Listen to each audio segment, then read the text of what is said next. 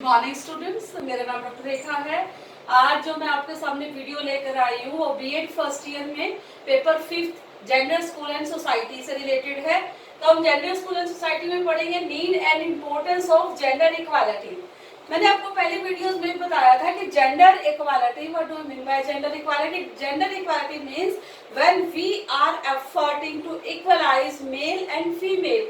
जब हम दोनों की बात करते हैं, जब हम बात करते हैं कि इन दोनों को जो इनमें डिस्टेंसेस हैं, या फिर हम कह सकते हैं कि जो इनमें असमानताएं हैं, असमानताएं मतलब राइट्स के रिगार्डिंग, कि जैसे मेल को राइट्स मिल रहे हैं उस तरह से फीमेल को नहीं है, तो उस तरह की जितने भी इनमें विभिन्नताएं हैं, असमानताएं हैं, उस असमानता को हम किस प्रकार से रिमूव कर सकते हैं, कैसे दूर कर सकते हैं और इसकी आवश्यकता क्यों है आज हमारे देश में।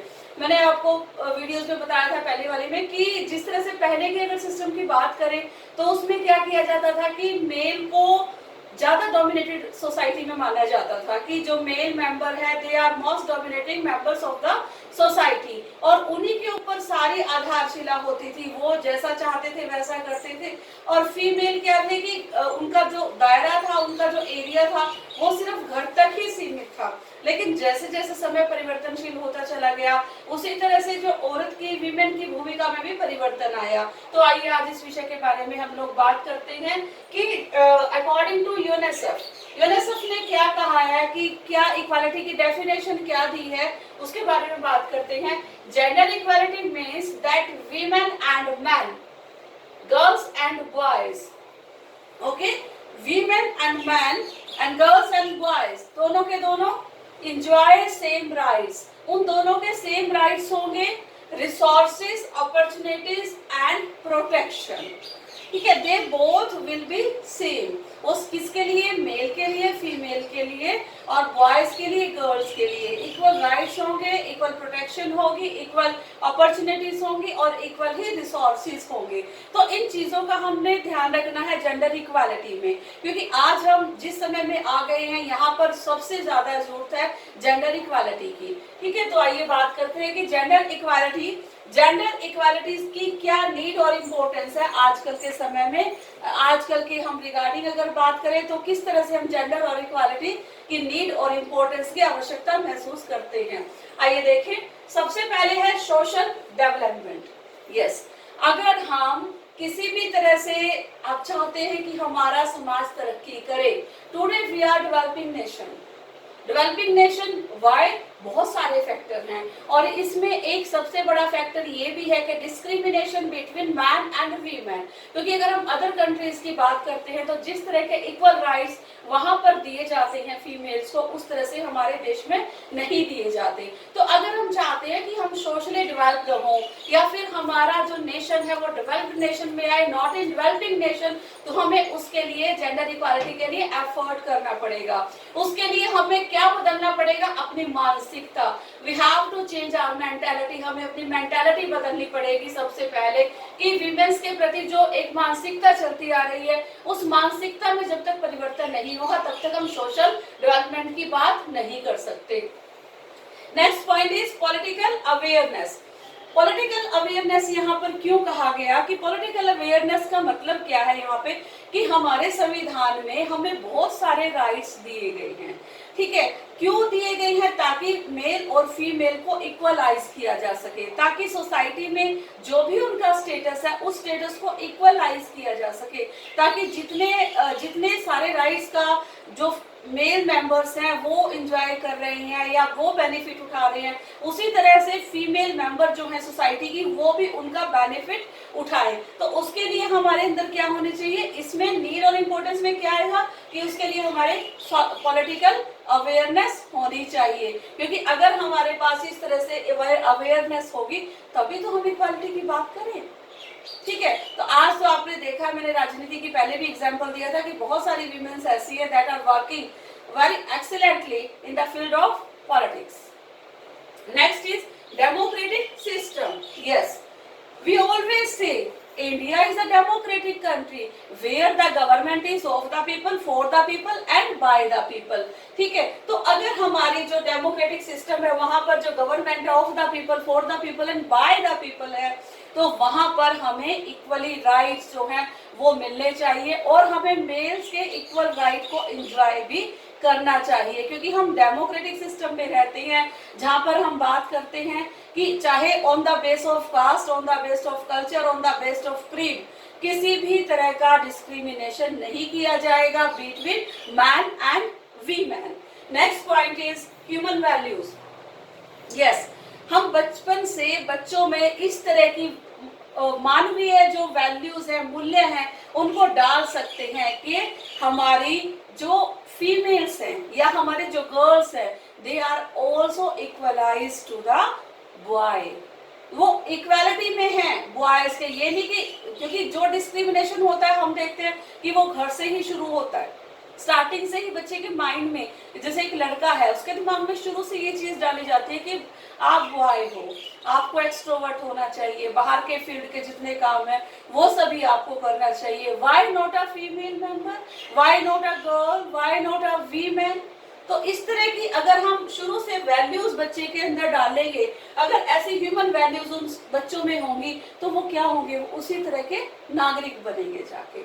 अभी आप निर्भया केस, बहुत पुराना केस चल रहा था जिसका जजमेंट अभी सुनाया गया, तो आपने देखा है कि उस केस में क्या हुआ आप सभी जानते हैं बहुत अच्छे से। तो उसमें देखिए आपके अगर इस तरह की वैल्यूज उनमें डोमिनेटेड होती, अगर ऐसी वैल्यूज बचपन से डाली जाती, तो आज कोई निर्भया केस हमारे देश में नहीं होता। तो अगर हम वैल्यूज की बात करते हैं तो बचपन से अपने बच्चों के अंदर वैल्यूज को इनकलकेट करना वो एक पेरेंट की ड्यूटी है। Next is use of resources. अगर हम इक्वालिटी की बात करते हैं तो equally we can share the resources और equally we can use the resources. हम अपने जितने भी रिसोर्सेज हैं, जैसे ह्यूमन रिसोर्सेज की हम बात करें, मटेरियल रिसोर्सेज की बात करें, तो उन सभी रिसोर्सेज को हम तभी यूज कर सकते हैं कि जब हम एक दूसरे को इक्वल समझेंगे, या फिर किसी को भी हम छोटा और बड़ा नहीं समझेंगे। Next is able citizen. Yes, हमारे जो बच्चे हैं, जो आज के बच्चे हैं, वो कल के देश के नागरिक बनेंगे, और उन्हीं के देशों, उनके जो कंधों पर पूरे देश का भार होगा, तो उनके कंधों पर पूरा भार होगा, और वो उस भार को किस तरह से उठाएंगे, तो वो उठाएंगे तब जब उनके अंदर वही कंसेप्ट डेवलप होंगे बचपन से कि दोनों के दोनों जो है वो इक्वल है। वी आर इक्वलाइज हियर, हम यहाँ पर इक्वल है, whether it a male member और whether a female member, they both are equal. तो वो क्या बनेंगे उसके बाद, एबल सिटीजन बनेंगे हमारे देश के। Next is development of capacity. Yes, देखिए अगर कैपेसिटी बिल्डिंग की बात करते हैं, ठीक है, अगर हम सपोज करो अगर सभी मेल ही काम कर रहे हैं तो क्या होगा, एक सिंगल डेवलपमेंट हुई। लेकिन अगर 1 + 1 क्या हुआ, 2 हो गए। अगर वो दोनों मिलकर काम करते हैं तो क्या होगा, हमारा नेशन जो है वो ज्यादा डेवलप होगा, हमारे नेशन में इकोनॉमी ज्यादा बढ़ेगी। अगर दोनों मिलकर काम करेंगे तो वो अपनी बेटरमेंट भी कर सकते हैं और अपने साथ साथ अपने नेशन की, अपने देश की डेवलपमेंट भी कर सकते हैं।